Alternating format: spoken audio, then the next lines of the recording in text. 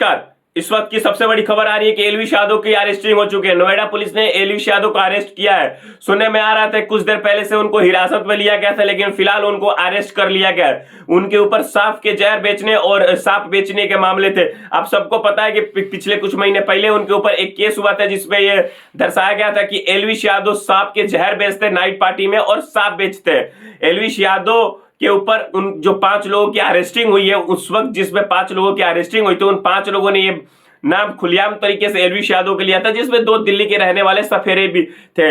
इन सफेरों का कहना था कि एलविश यादव सांप के जहर बेचते हैं, सांप बेचते हैं, जबकि एलविश यादव ने खुद एक ब्लॉग के माध्यम से आके बोला था कि मैं ये सब की चीजें कुछ नहीं करता और मेरे ऊपर ऐसा कोई आरोप है तो मैं खुद आप सबको मदद करूंगा इस केस से निकलने के लिए।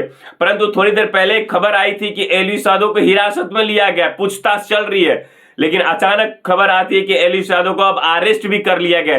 एलविश यादव को अभी नोएडा पुलिस ने अरेस्ट करी है। आप सबको पता है सांप के जहर और सांप बेचने के मामले थे, और ये सिर्फ एलविश यादव पर नहीं, जबकि नोएडा के जिस पार्टी जहां पे पार्टी हो रहा था उसके समीप दिल्ली में टोटल 5 ऐसे क्लब्स हैं जहां पार्टियां होती है, और फार्म हाउस है जहां पे पार्टियां होती है, और वहां पे सांप के जहर बेचे जाते हैं।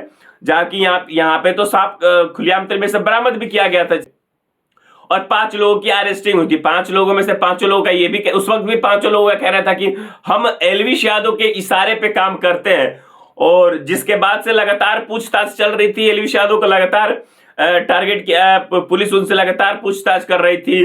पिछले कई महीनों से एलविश यादव को पूछताछ चल ही रहा था। सुनने में आया था कि एलविश यादव को हिरासत में लिया गया, लेकिन अभी सबसे बड़ी खबर ये आ रही है कि उनकी अरेस्टिंग भी हो गई है। एलविश यादव को नोएडा पुलिस ने अरेस्ट कर लिया है सांप वाले मामले में। अब देखिए आगे का दौर क्या आता है, क्योंकि एलविश यादव ने खुलेआम तरीके से बोल दिया था कि मैं ऐसा कुछ नहीं करता और मेरे से जितना मदद हो सके और मैं मदद करने के लिए तैयार हूं। जिसमें कहा जाता है कि बीजेपी के कोई विधायक हैं या जिन्होंने एलविश यादव को फंसाया था, ये खुद एलविश यादव खुद कहते हैं कि मुझे फंसाया गया है बीजेपी के कार्यकर्ताओं द्वारा, बीजेपी के नेताओं द्वारा। और जबकि उन्होंने बोला था कि राजस्थान पुलिस पे जब एक ब्लेम डाला था कि राजस्थान पुलिस तो समर्थन तो करती है मेरी, कम से कम मैं सही हूं तो मुझे सही तो दिखाया जाता है, मेरे ऊपर गलत इल्जाम लगाया जा रहा है। और ये बात उन्होंने उस वक्त भी कहा था, आज से 4 महीने पहले, और कि मुझे फंसाया जा रहा है, मैं सांप के जहर नहीं बेचता, मुझे इससे दूर दूर तक ताल्लुकात नहीं है। जिस दिन पार्टी चल रही थी उस दिन मैं मुंबई में उपलब्ध था। उस वक्त उनका बयान था कि जिस दिन पार्टी चल रही थी रैप पार्टी, उस दिन मैं मुंबई में उपलब्ध था। लेकिन जिन 5 लोगों की अरेस्टिंग हुई थी उन लोगों ने खुलेआम तरीके से नाम लिया कि इस पार्टी में, इस रैप पार्टी में एलविश यादव के द्वारा ही सांप का जहर मंगाया गया है, और हम जो काम करते हैं वो एलविश यादव के लिए काम करते हैं। और जिसमें 2 सफेरे दिल्ली के रहने वाले थे, उन्होंने ये भी कहा था कि हम एलविश यादव के लिए काम करते हैं। और साथ में दिल्ली के 5 ऐसे और जगहों का नाम बताया गया था जहां पे रेप पार्टी होती है। 5 ऐसे और क्लब्स और फार्म हाउस का नाम बताया गया था जहां पे रेप पार्टी होती है। बाकी देखिए अभी सबसे बड़ी खबर यही आ रही है निकल के कि एलविश यादव को अरेस्टिंग कर ली गई है। नोएडा पुलिस उनको अरेस्ट करके ले गई है। देखिए आगे क्या होता है। पूरी तरह से जांच हुआ होगा, शायद इसी के बदौलत उनको अरेस्ट किया होगा।